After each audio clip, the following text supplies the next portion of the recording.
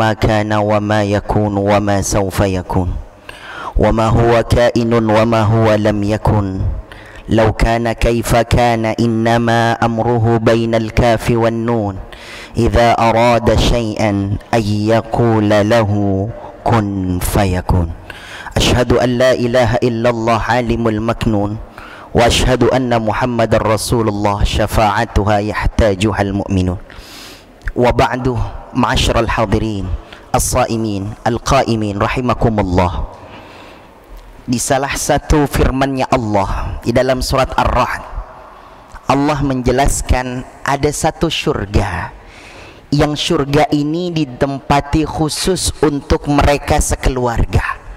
Kalau bahasa sederhananya kita, Pak, ini tempat family gatheringnya, satu surga. Allah sebutkan dalam surat Ar-Ra'd, Jannatu adni yadkhulunaha wa man salaha min abaihim wa azwajihim wa dhurriyyatihim.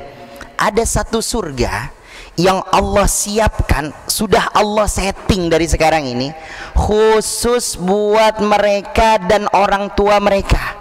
Wa man salaha min abaihim, orang tua yang soleh, wa azwajihim, dan pasangan-pasangannya yang soleh dan saleh, wa dzurriyyatihim, dan anak-anaknya mereka. Jadi ada satu surga yang saya, bapak, bisa berkumpul bareng dengan orang tua kita dan istri anak kita. Bahkan tidak cuma itu, Allah subhanahu wa ta'ala melanjutkan, wal malaikatu yadkhuluna min kulli bab. Malaikat-malaikat masuk dari semua pintu surganya Allah. Mereka ngucapin salam, salamun alaikum bima sabartum, salam buat kalian atas kesabaran kalian. Lihat ini, Pak, ini menarik bagaimana tafsirnya. Al-Imam Ibnu Katsir mengatakan, salamun alaikum bima sabartum, kunci untuk sampai nanti Jannah Aden ini, surga Aden yang kemudian di dalamnya ada kita, ada orang tua kita dan anak-anak kita. Mudah-mudahan Allah takdirkan kita bisa berkumpul di surga dengan keluarga kita. Salamun alaikum bima sabartum, syaratnya sabar. Apalagi anak zaman sekarang. Kita kalau sama anak sekarang, ya Allah ya Rabb, makin kita tegur makin galakan dia, Pak. Makin kita pelototi makin galak lagi. Maka Allah mengatakan bima sabartum, sabar. Apa yang bisa kita lakukan? Maka lihat, ada pertanyaan menarik nih, Pak Ustaz. Kalau kita satu keluarga punya anak 4, yang 2 soleh, yang 2 durhaka, kira-kira di akhirat bakalan imbang atau tidak, Ustaz? Akhirat hitung-hitungannya nggak kayak kita di dunia, Pak. Nggak 2 tambah 2 4, 2 kurang 2 kosong, bukan. Nanti di akhirat masing-masing kita akan dihisab. Kalau ada anak kita yang soleh, alhamdulillah, dan ini janjinya Allah, diucapkan oleh kalam mulia Nabi kita Muhammad sallallahu alaihi wasallam, wa innallaha la yarfa darajatal abdi salih fil jannah. Sesungguhnya Allah akan mengangkat derajatnya seorang hamba yang soleh fil jannah sampai ke dalam surganya Allah. Kita, Pak, insyaallah sampai ke surganya Allah.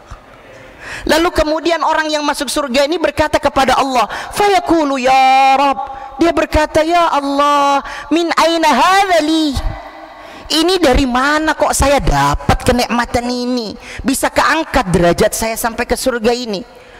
Fayaqulu Rabbi, maka Allah subhanahu wa ta'ala berkata, hadza istighfaru waladika laka, ini istighfarnya anakmu yang untukmu ngangkat derajatmu sampai ke surganya Allah. Lalu sisanya yang durhaka bagaimana, Ustaz? Allah tanyakan 3 sama kita, Pak. Simak baik-baik kalimat ini. Allah tanyakan kita 3 hal ini.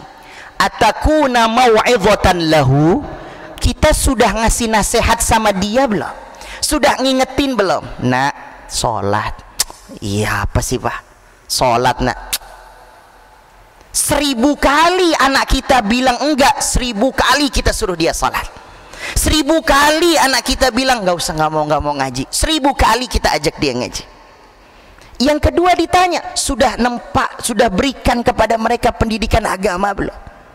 Satu, nomor dua, saya yakin Pak, insya Allah kita lolos ujian ini. Cuman yang ketiga nih, faraqmu tsalits, hadhihi musibatul kubra. Yang nomor tiga nih yang jadi musibah besar buat kita.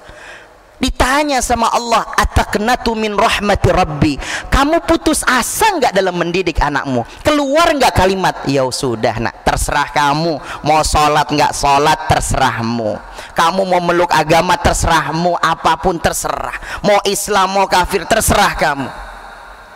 Ini keluar nggak dari ucapan kita Pak? Kalau sampai ini keluar, al hisabu indallah, hisab kita di hadapan Allah. Kita mau kita berkumpul di dunia, berkumpul juga di surganya Allah subhanahu wa ta'ala. Dan ini zaman memang sudah seperti ini Pak. Zaman sudah berubah, ini sudah zamannya memang. Dulu sawah banyak Pak, sekarang sudah banyak apartemen mewah.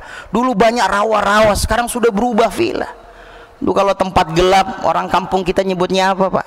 Ini tempat jin buang anak. Sekarang kalau tempat gelap, tempat orang bikin anak Pak. Allahumma salli ala Muhammad wa ali Muhammad. Makanya ini ingetin buat kita, mengingat buat kita. Masya Allah, Ramadan hadhihi madrasatun li tarbiyatil aulad. Ramadan ini adalah madrasahnya. Ayo kesempatan kita ini Pak. Dulu kita teriak sekuat tenaga, jangan pulang malam, jangan keluar malam, jangan.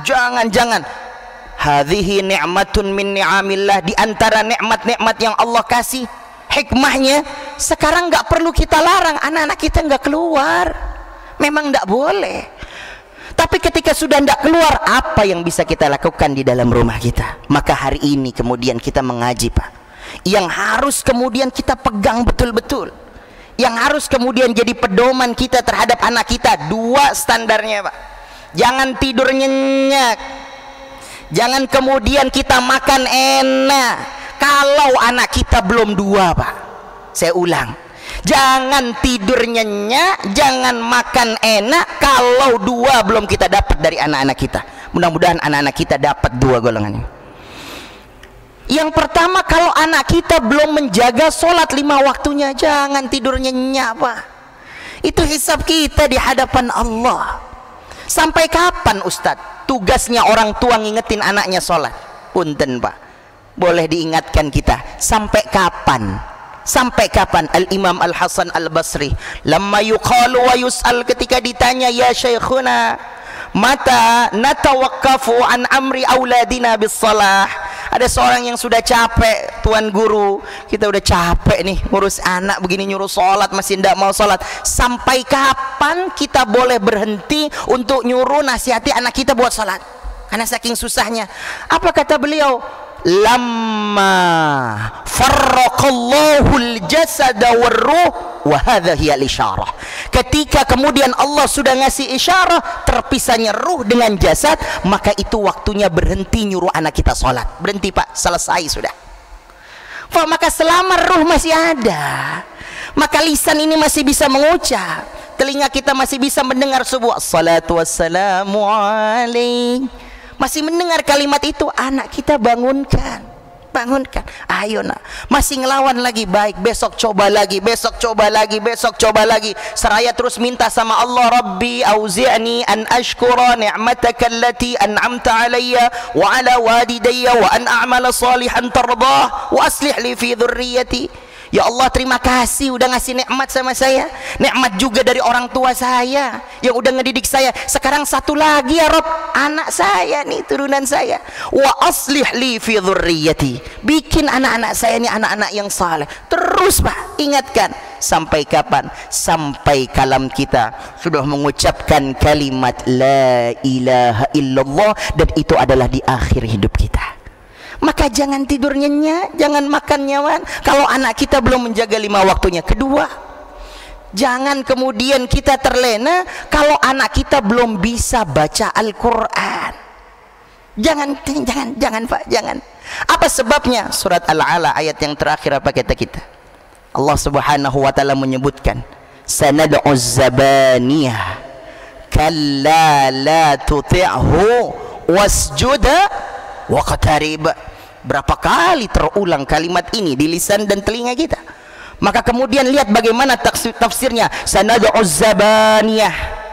Kalau kita Pak, kita sudah meninggal, saya meninggal dahulu misalnya, lalu kemudian kita di alam kubur, datang malaikat az-zabaniyah wa qurabai, datang ini malaikat-malaikat yang kemudian siap menghatam kita. Tiba-tiba ada anak kita yang baca Al-Quran fid dunya, di dunia, dan kemudian ada anak kita yang kemudian melaksanakan sholat. Dua hal bersamaan Pak. Dalam tafsirnya, innal malaika yu'adzibuna fi waqti shalah. Malaikat itu waktu kemudian kita dikubur, awal kemudian akan menyiksa kita dengan waktu sholat Pak. Simak nih baik-baik. Jadi ketika datang waktu sholat, lalu kemudian anak kita sholat, dan di dalam sholat ada bacaan Al-Quran pasti, maka kemudian lanjutan ayatnya gimana? Kalla la tuti'hu wasjud waqtarib. Jangan pukul malaikat. Ada suara yang menahan malaikat ini, jangan pukul, la tadrib la tu'adzib, jangan pukul, jangan siksa. Lalu kemudian malaikat bertanya, limana tawaqqafu ala hadza, kenapa kita enggak pukul, kenapa kita enggak siksa, padahal catatan amalnya kurang. Hadza fulan Ahmad Khamsani kurang, hafalan Qur'annya karena sombong, pesantrennya cuma hanya pencitraan saja, ngajarin anak-anak hafalan Qur'an hanya kada wa kada wa kada, cuma ria dan sombong, ria dan sombong. Lalu kemudian waktunya sekarang kita azab nih orang. Lalu kemudian ada suara yang mengatakan la tu'adzib, jangan pukul, jangan sentuh. Apa sebabnya? Li'anna waladahu yusalli wa yaqra'ul Qur'an. Karena ada anaknya yang lagi salat dan lagi baca Qur'an. Wah, maknanya setiap bapak punya putra dan putri, lalu kemudian dia menjaga salat 5 waktunya, lalu kemudian dia baca Qur'annya, maka sepanjang itu kita nggak akan tersentuh daripada azab kuburnya. Semoga Allah selamatkan kita dari azab kubur. Kalau kita balik sekarang, Bapak Ibu sekalian, kawan-kawan remaja masjid dan lainnya, kalau kita mau ninggalin sholat, pikir-pikir dulu. Kalau kita mau ninggalin waktu subuh karena ngantuk, pikirkan dahulu. Kalau kita mau ninggalin isya karena capek, pikir dulu. Kita tidur nyenyak, bapak ibu kita di alam kubur disiksa habis-habisan. Kalau kita mau ninggalin zuhur sama asar, pikir-pikir dulu. Amal kita nggak cuma amal kita tok, tapi berdampak sama orang tua kita. Antum tidur, orang tua kita habis babak belur. Maka kemudian ini yang harus kemudian kita ingat. Allah, berarti kita belajar dari apa? Salamun alaikum bima sabartum. Belajar kita dari apa? Dari kesabaran kita. Maka ambil 2 Pak. Yuk sama-sama, Bapak, Ibu, hadirin jamaah sekalian. Zaman anak-anak sekarang, kalau ngingetin anak kita sudah ndak bisa lagi Pak. Kita kan kalau orang tua maunya selesai hari itu juga. Nak sholat, maunya langsung sholat. Nak baca Quran, maunya langsung ambil tuh mushaf. Nak berhenti handphonenya, mau tuh. Maka hari ini kita belajar Pak, fantadhir lahdhah, sabarlah dengan memberikan waktu beberapa saat kepada anak kita. Nak 5 menit lagi sudah mau zuhur, handphonenya berhenti dulu 5 menit ya, papa kasih waktu. Kasih waktu dulu Pak, kasih waktu dulu. Yang kedua, sabarlah dengan perubahan. Gak ada yang instan, gak ada yang instan. Saya ngajarin tahfidzul Quran anak-anak SD Pak, usia dini. Sebelum sampai ke hafal Quran, anak ini ngajarin Iqra dulu, alif bata dulu, ngajarin juz amma dulu, ngajarin baca sambil menghafal sampai jadi nih hafiz Quran 30 juz. Sabar, nggak bisa setahun, nggak bisa sebulan, butuh beberapa waktu. Begitu juga anak kita. Apalagi pengalaman pendidikan kita dalam mendidik anak masih awam, masih sedikit. Maka kemudian pakai ayat surah Ar-Ra'd ini, salamun alaikum bima sabartum. Sabarlah kemudian dalam memberikan instruksi kita kepada anak, sabarlah dalam kemudian menunggu perubahan perkembangan anak, karena nanti Allah yang kemudian akan memberikan petunjuk-petunjuknya Pak. Kita nggak ngerti Pak, di rumah sama kita, kalam kita bilang sholat masih lama, masih bergeraknya lama. Kita bilang suruh baca Quran masih malas. Kalau Allah berkehendak kaki dia keluar dari rumah kita, dia ketemu dengan kawannya, dia lihat akhlak kawannya, dia berubah, hidayahnya Allah datangnya dari situ Pak. Kita nggak paham, lalu kemudian dia datang ke masjid, dia simak tausiah para asatidz. Siapa tahu kemudian itu jalan-jalannya hidayahnya. Maka Allah Subhanahu wa taala mengingatkan kepada kita. Maka ini yang kita pegang, Pak. Ingat betul-betul, sampaikan kepada anak-anak kita, sampaikan kepada anak-anak perempuan kita. Setiap kali kita mau tidur, sampaikan kepada mereka dan anak-anak kita. Nah, kalau sayang sama papa, sayang sama bunda, pengen bareng-bareng ke surga, ayo nak, tutup auratnya nak. Karena kalau misalnya kau belum mau tutup auratnya, amal ayah masih menggantung nih, masih menggantung terus, Pak. Nggak bisa hari ini terus lagi, bulan depan begitu lagi terus, Pak. Tunggu, nggak bisa nih anak ketika akil balik nutup aurat, tunggu sampai usianya 20. Nggak bisa lagi, tunggu sampai Allah kemudian menyaksikan di hadapan kita. Lisan ini nggak pernah berhenti mengingatkan anak kita. Fa ana bari'um mimma taf'alun. Maka besok kita katakan kamu aman dari apa yang sudah terjadi daripada anak-anakmu. Yang terakhir, Pak, doakanlah anak kita, baik dalam keadaan mereka terbangun ataupun dalam keadaan tidur. Maka simak apa yang dikatakan Al-Imam Ali radhiyallahu an. Kata beliau, ud'u abna'aka qiyaman wa niyaman. Doakan anakmu dalam keadaan dia terbangun, apalagi ketika dia tidur. Datang, Pak, pegang kepalanya, bilang sama Allah, Rabbi ja'alni muqimas salati wa min dzurriyyati. Ya Rabb, jadikan anak saya ini gampang mendirikan salat.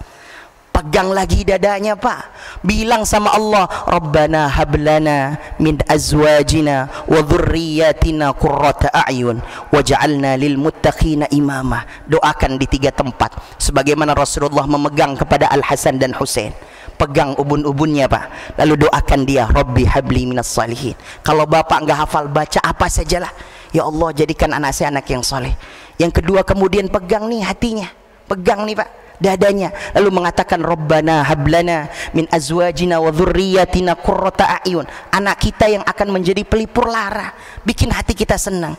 Yang ketiga, pegang tangannya, Pak, pegang erat, lalu mengatakan Rabbi ja'alni muqimas shalah wa min dzurri, supaya tangannya ini gampang bertakbir, mengangkat untuk melaksanakan ibadah salat. Bapak Ibu hadirin jamaah sekalian, semoga Allah berikan kepada kita kekuatan iman dan Islam. Allah berikan kepada kita kesehatan, sehingga Allah jadikan kita bisa kumpul bareng dengan keluarga kita di dunia, dan Allah kumpulkan kembali kita nanti di surganya Allah. Hadanallahu wa iyyakum ajma'in. Assalamualaikum warahmatullahi wabarakatuh.